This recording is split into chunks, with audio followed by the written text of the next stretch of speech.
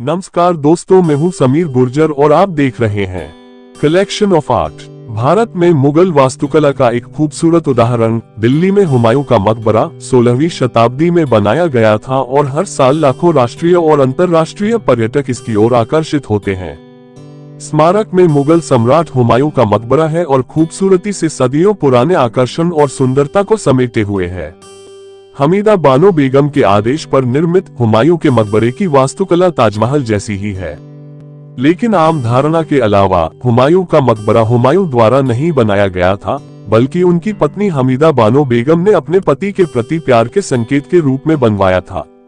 चलिए इस मकबरे से जुड़े कुछ और रोचक फैक्ट्स जो जानते हैं। हुमायूं का मकबरा, जिसे मुगल का छात्रावास भी कहा जाता है, एक या दो नहीं बल्कि एक ही परिसर के अंदर 100 मकबरे हैं। हुमायूं के मकबरों पर कुछ भी न लिखे रहने की वजह से मकबरा किसका है ये पहचान पाना थोड़ा मुश्किल है। मुगल सम्राट हुमायूं की कब्र मकबरे के केंद्रीय मुर्दाघर के अंदर स्थित है और बगल के कमरों से घिरी हुई है, जिसमें उनकी 2 पत्नियों और बाद के मुगलों की कब्रें हैं।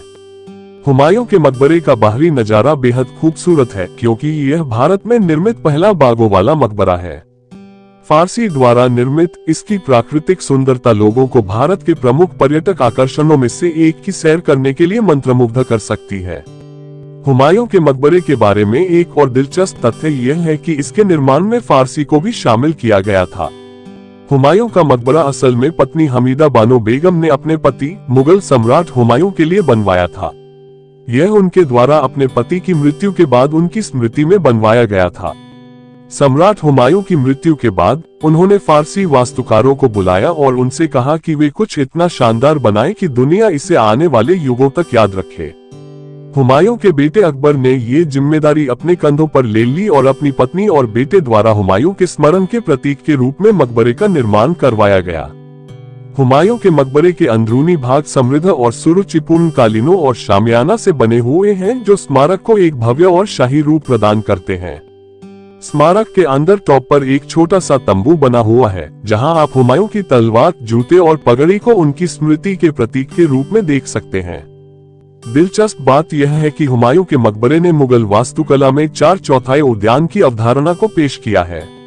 हुमायूं के मकबरे के ऊपर स्थित गुंबद 42.5 मीटर लंबा, जहां आप सीढ़ियों के माध्यम से जा सकते हैं।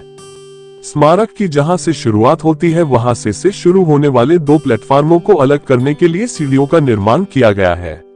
हुमायूं के मकबरे का डिजाइन और वास्तुकला आपको निश्चित रूप से बिल्कुल भी मिस नहीं करनी चाहिए, क्योंकि इसके प्लेटफॉर्म एक दूसरे के ऊपर आपस में जुड़े हुए हैं, जो इसे देखने लायक बनाते हैं।